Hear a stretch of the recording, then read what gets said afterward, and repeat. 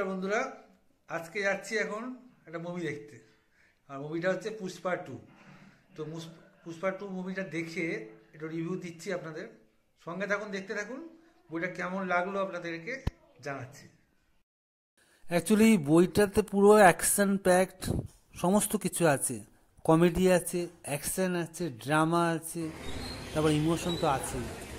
তো এরকম এসেছিলাম যখন চারিদিকে বাইক ফুল ছিল, রাত্রে 8:30টার শো। আর এই যে পুষ্পার যে সমস্ত এন্ট্রি, গান, দ্য স্টাইল, সোয়াগ।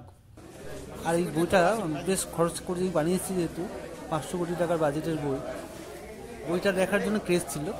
হল তো সবসময় হাউসফুল, যে দুটো স্ক্রিন আছে এখানে, দুটো স্ক্রিন কিন্তু টোটালি সারাদিন হাউসফুল চলছে।